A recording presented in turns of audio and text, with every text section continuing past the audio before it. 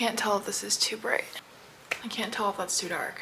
Ugh, we're just gonna roll with it, whatever.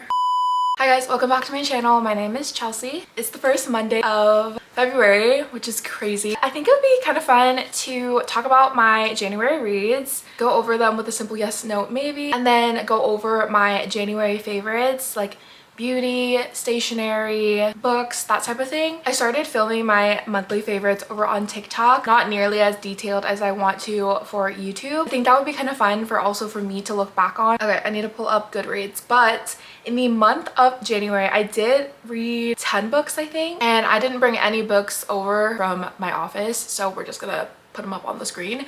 But the first book that I read was The Right Move by Tom Ford. Oh gosh. Okay, this is the second book in the Windy City series, and I say yes. It's interesting to me because I have heard that people say that The Mile High, the first book in the series, is the worst book. You just have to like get over that book to enjoy the rest of the series. But I personally really loved Mile High, and I don't know if it's because I kind of resonated with CV and how insecure she was and the things that she was like going through. I felt her to be so relatable, and I also really did enjoy, oh gosh, I forgot the main guy's, is his name Xander? I don't remember. I really like his character and how they are both huge dog lovers. Off the bat, I was really excited about the series. The Right Move is about Stevie from the first book's best friend, Indy, and Stevie's brother, and so Indy and the brother get together. Yeah, they were super cute. I really enjoyed their dynamic. It is like a fake dating situation, and I thought that Indy was just like a little ray of sunshine. She just wore her emotions on her sleeve, and I really enjoyed her character and how she really held nothing back. She was unapologetically herself, and Ryan was great too. He was like kind of just like a grumpy guy, and I love a grumpy man. I also read I'm Glad My Mom Died by Jeanette McCurdy, and that is a yes, bigger yes to the audiobook because she narrates it. It is definitely a tough read,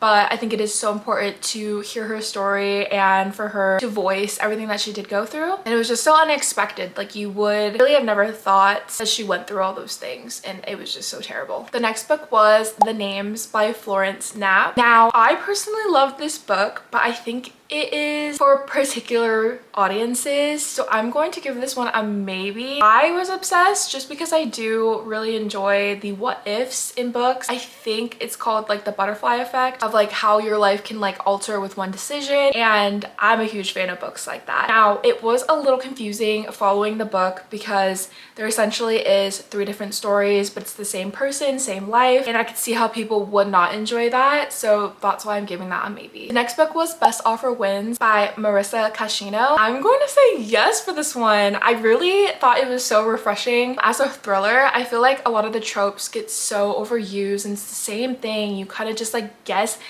what will happen, what the twists are. I think that this book was not like super twisty, like could have guessed what happens in the book, but I did love the character. I loved how the female main character was just super unhinged and unreliable narrator type of situation, which I usually don't typically like, but I just really enjoyed the chaoticness of her and how she was just like literally blowing up her life. She was just lying to everyone, trying to manipulate the whole situation so she could get what she wanted, and it was just really fun. Like, it was a train wreck that you could not look away from. Next book I read was Winter Garden by Kristen Hanna. I'm gonna give this one a maybe. I did enjoy it, but I think there are so many more Kristen Hanna books out there that you should read. Like, if someone wanted to get into Kristen Hanna, I would say to start with like The Nightingale or The Great Alone, and I know that those books are so overly talked about, but they are appropriately hyped. They are such good reads. I think that people should definitely give those books a chance. The next book I read was The Humans by Matt Haig. I'm gonna say yes. I think that it was a different book than most people would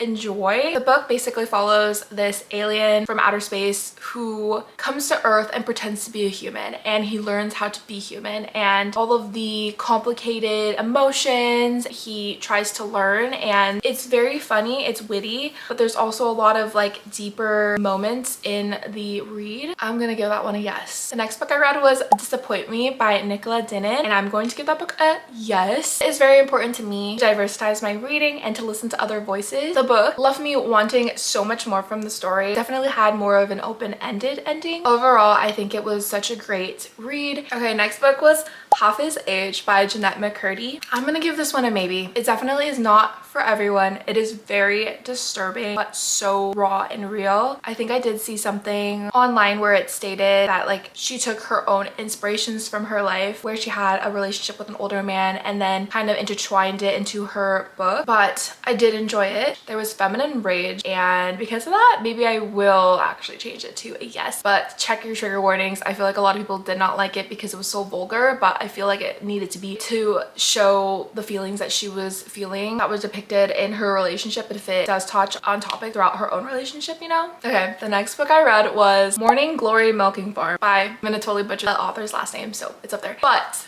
I read this for you, Katie. I know you're watching and I love you. I read this for Katie because she's my monster romance queen, and I told her I'd give it a shot. They had it on Hoopla. I listened to the audiobook. I will say, okay, did I say yes, no, maybe? I give it a maybe. It's not for everyone. I'm personally not a huge monster romance girl, but I will say I did enjoy the romance between the female main character and the Minotaur. It was cute. It definitely wouldn't have been a book that I picked up if it weren't for Katie, so that's why I give it a maybe, but I did enjoy it more than I thought I would. Okay, the last book I read was The Handmaid's Tale. Yes, yes, yes, and yes. I absolutely recommend that book, especially with everything going on in the world right now. It was very scary to read. If you are someone that wants to read banned books like myself, I definitely would say give that one a read. The story is so important. The dystopian type of books, I think I'm going to be obsessed with this year. I think that is unknowingly one of my favorite genres because Black Mirror type books, like speculative thriller books, are my favorite. The Handmaid's Tale, very, very important story to read about, and something that it was very scary to read because it literally could be a glimpse into our future. The only reason why it wasn't a 5 for me was because of the ending, but there is a second book, so I will definitely be giving that a read. Other than that, it was so good. Okay, now we're gonna go over some fun things. I'm gonna show you guys some of the things that I have been obsessing over in the month of January, and then at the end I will go over my February hopefuls of the month. Like I said in the beginning, I started doing like a monthly favorites video last month on TikTok, but I want to start doing it on YouTube too and kind of go over my favorites a little bit more in detail. But my first favorite is this crochet book sleeve by my friend Rebecca. I will put her shop up there.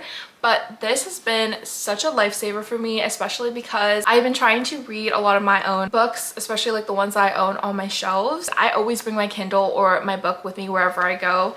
And I have learned that if I just throw my book in my purse, cover or the pages are just going to get bent. I've been using this religiously in January. You literally just put your book in the sleeve, ties at the top here, and then throw it into your purse. If you know me, I'm a huge checker girl, huge neutral girly. I have so many of these sleeves. I also have a couple Kindle sleeves. These are absolutely gorgeous. She literally puts her whole heart and soul into these sleeves, so definitely check out her Etsy shop. And then this wouldn't be a favorites video without my favorite Kindle case at the moment, and that is from Well Versed. Look at this case, you guys.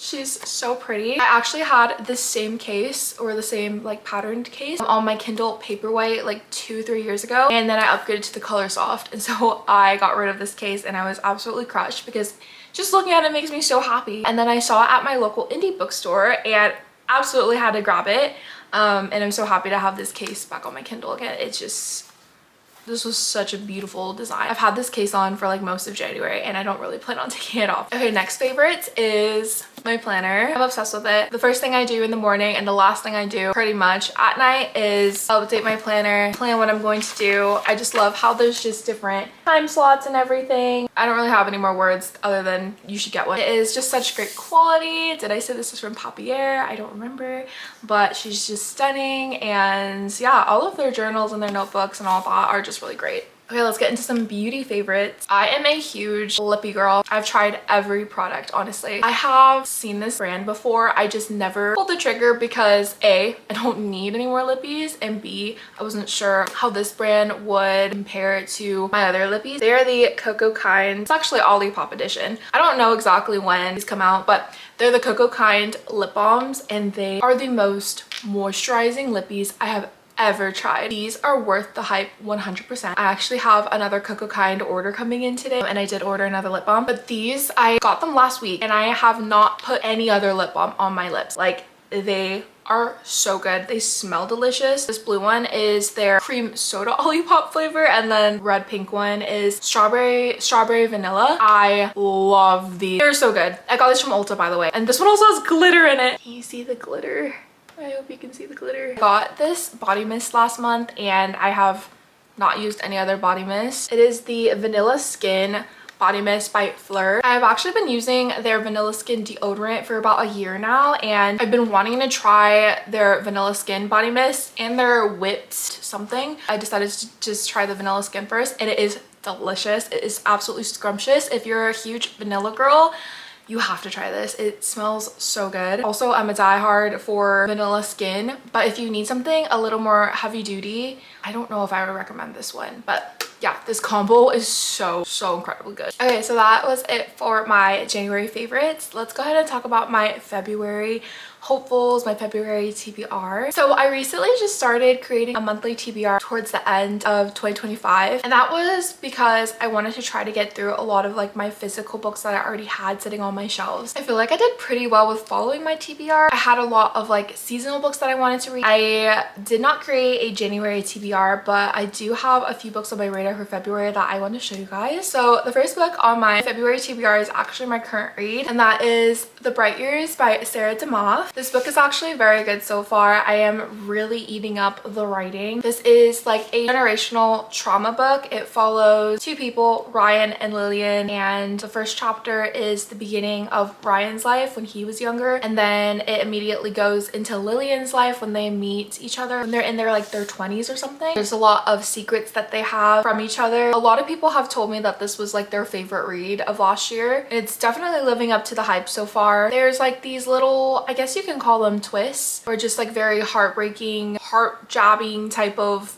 moments in the book, and I'm really enjoying that, and I'm really enjoying Sarah's writing. I have two books that are romance books on my radar this month. I actually started a family book club with my two aunts, my mom, my sister, and my two cousins, and we're reading The 7-Year Slip by Ashley Poston. I did actually read this book earlier last year in like the summertime, but I am more than okay with doing a reread. I plan on annotating the book, so hopefully I can do that. I've been behind on annotating, but I'm so excited to jump back into this book. It is just such a feel-good book, and it's so cozy, and I think it's so perfect for like Valentine's Day. Okay, I have to have a disclaimer. If you've watched my like comeback video earlier this year, I did hate on Emily Henry, but I did recently watch People Watching on Netflix, and you guys, I completely ate it up. I honestly think about that movie at least once or twice a week. I really loved Alex and Poppy. So that's why I'm going to be reading People Watching